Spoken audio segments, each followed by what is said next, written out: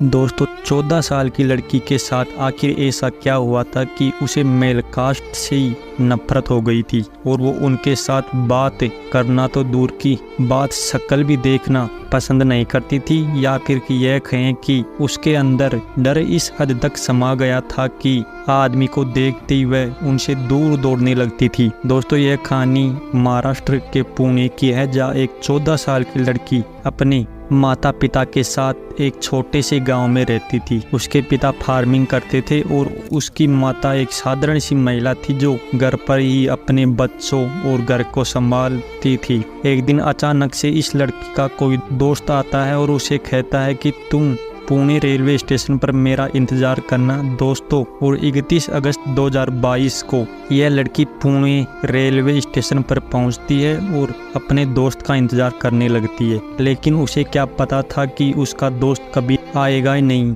Station पर मौजूद सभी लोग इसकी तरफ देखते हैं और अपने अपने काम या फिर अपने अपने मकसद से चले जाते हैं, लेकिन उसका दोस्त वहां नहीं आया। तो रेलवे स्टेशन मास्टर उसके पास आया। उसने देखा कि एक मासूम लड़की बैठी है। उसने कहा कि बेटा तुम अंदर बैठकर अपने दोस्त का इंतजार कर सकती हो, लेकिन उसने मना कर दिया। तभी थोड़ी देर बाद एक ऑटो वाला उस लड़की के पास आया और उसने पूछा कि तुम यहाँ क्या कर रही हो। उसने बताया कि यहाँ मेरा एक दोस्त आने वाला था, लेकिन वो अभी तक नहीं आया, तो मैं उसी का इंतजार कर रही हूँ। मेरे पास ना तो खाने को खाना है और ना ही पीने को पानी है, पता नहीं वह कब आएगा। और यह कहकर वह रोने लगती है। वैसे तो यह ऑटो वाला उस लड़की को बहुत देर से नोटिस कर रहा था, लेकिन जब उसके दिमाग में एक प्लान आया और थोड़ी देर बाद वह अपना ऑटो घुमाकर उस लड़की के पास लाया और कहने लगा कि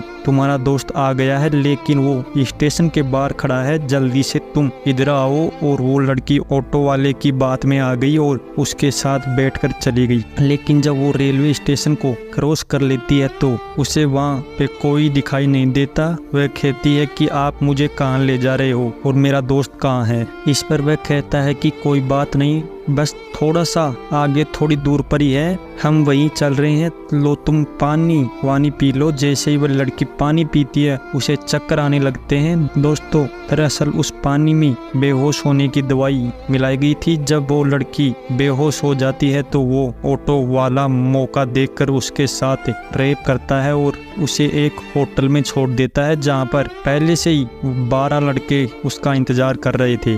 दोस्तों यहीं से कहानी शुरू होती है इस हैवानियत की। इन 12 लड़कों ने एक एक करके उसके साथ बलात्कार किया और उसे बार बार बेहोशी की दवाई देते रहे। और वो लड़की जब भी उठती चिल्लाती खाना पानी मांगती, लेकिन पता नहीं क्यों उस होटल में उसकी चीखें कोई सुन नहीं रहा था। दोस्तों यह सिलसिला 24 घंटे तक ऐसे ही चलता रहता है, लेकिन जब वह लड़कों को बार बार हाथ जोड़कर छोड़ने की गुहार करती है तो उनमें से एक लड़के को उस पर दया आखिरकार आ गई और वह उन दरिंदों से उसे बचाकर बाहर लाया और वापस उसे मुंबई रेलवे स्टेशन पर छोड़कर चला गया। लेकिन जैसे ही उन 11 लड़कों को यह बात पता चलती है तो वह फौरन वहां से फरार हो गए, क्योंकि उन्हें डर था कि बाहर निकलते ही यह लड़की उनकी असलियत सबको बता ना दे और कहीं वह पुलिस के हाथों ना लग जाए। लेकिन जैसे ही वह लड़की मुंबई रेलवे स्टेशन पर पहुंचती है तो वहां पर 2 सफाई कर्मचारी काम कर रहे थे। जैसे ही उनकी नज़र उस बेचारी लड़की पर पड़ती है तो उनकी भी नीयत खराब हो गई और मौका देखते ही उन दोनों ने भी उस लड़की के साथ बारी बारी से बलात्कार किया, यानी कि हालत की मारी हुई उस लड़की को 2 और धक्के एक्स्ट्रा मिले और फिर लंबे समय तक उसे अपने पास रखा। लेकिन बाद में उसे एक ऐसी ट्रेन में बिठा दिया जिसके बारे में वो कुछ नहीं जानती थी और फाइनली 100 किलोमीटर का सफ़र करते हुए यह लड़की चंडीगढ़ पहुंच गई। वहाँ ट्रेन के एक कोने में बैठी हुई ये मासूम बच्ची इतनी ज़्यादा दरिंदगी और हैवानियत का शिकार हो गई थी कि इस पूरे वाक़े को सुनकर खुद भगवान की आंखों में भी आंसू आ जाए। उसकी हालत को देखकर ऐसा लग रहा था कि जैसे कि वह बेचारी अगले ही पल दम तोड़ देगी। लेकिन हैरान कर देने वाली बात तो यह थी कि उसके आसपास के लोग कोई भी इस बात को नोटिस नहीं कर रहे थे। कोई यह तक उसे नहीं पूछ रहा था कि बेटी आखिरकार तुम्हारे साथ क्या हुआ है, तुम कुछ खाओगी पियोगी, और कोई कुछ भी नहीं पूछ रहा था। पूरी दुनिया अपने अपने काम में लगी हुई थी, यहाँ तक कि किसी ने उसे खाना भी ऑफर नहीं किया। खैर, जैसे ही वह चंडीगढ़ रेलवे स्टेशन पर उतरती है तो उसे एक सीआरपीएफ का जवान सामने खड़ा दिखाई दिया, और उस जवान ने देखा कि जरूर इस लड़की के साथ तो कुछ गलत हुआ है, और उसकी हालत देखकर बिल्कुल ऐसा ही लग रहा था कि वह बिल्कुल बिखरी हुई थी। लेकिन अब तक तो ये लड़की फुर्स नाव से भी घबराने लगी थी। उसे देखकर उसकी सांसें बढ़ने लगी थी। उस जवान ने उस लड़की की सहायता करने की कोशिश की, लेकिन उसने मना कर दिया और रोने लगी, इसलिए वह पीछे ही हट गया। लेकिन उस लड़की की स्थिति बहुत ज़्यादा खराब थी, अंदर से टूट चुकी थी, इसलिए उस जवान ने महिला ऑफिसर को उसके पास भेजा। दोस्तों, दरअसल उसने एक महिला अधिकारी के पास फ़ोन लगाया और उस लड़की के बारे में बताया, और तुरंत ही महिला अधिकारी की टीम में से एक सीनियर महिला वहां पर आई और उस लड़की के पास गई।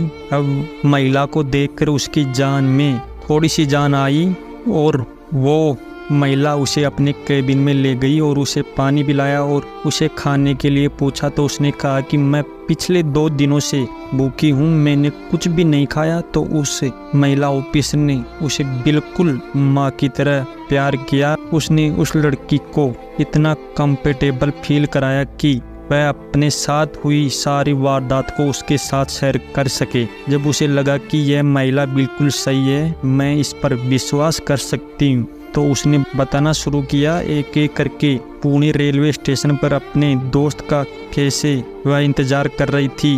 और वैसे ही वहाँ ऑटो वाला आया, उसने झूठ बोलकर मुझे ऑटो में बिठाया, फिर लगातार मेरे साथ रेप किया।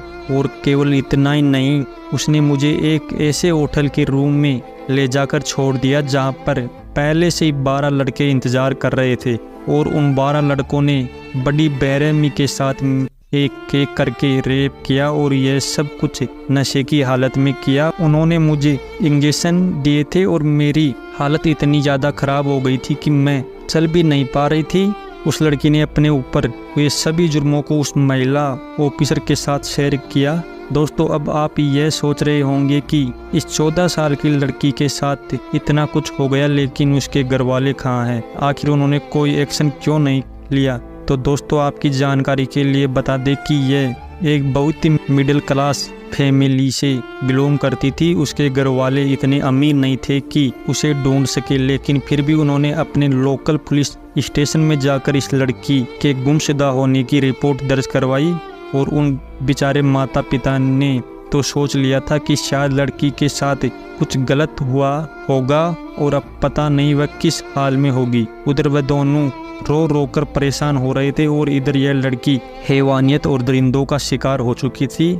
इस लड़की से जितनी भी पूछताछ उस महिला अधिकारी ने की, उन सभी के बेस पर चंडीगढ़ पुलिस से कांटेक्ट किया जाता है, और उस लड़की के लोकल स्टेशन के कांस्टेबल से कांटेक्ट करते हैं और उसके फ़ोन नंबर की डिटेल खिलवाते हैं। वहीं पुणे रेलवे स्टेशन जहां से इस लड़की ने अपना सफ़र शुरू किया था, उसकी सीसीटीवी फुटेज चेक की जाती है, और अंत में सख्त पुलिस कार्रवाई करके इस केस में लिप्त उन सभी दरिंदों, ऑटो वालों सबको पकड़कर सख्त से सख्त सजा सुनाई जाने की डिमांड की जाती है। पुलिस ने इस केस में 14 लोगों को गिरफ्तार किया, और जैसे ही न्यूज़ चैनल मीडिया यह खबर फैलाते हैं तो लोगों ने इस लड़की के लिए न्याय की गुहार की और इन दरिंदों को सख्त से सख्त सजा देने की कोर्ट से अपील की। पुलिस ने इस केस में सख्त कार्रवाई की और इतनी जल्दी इन दरिंदों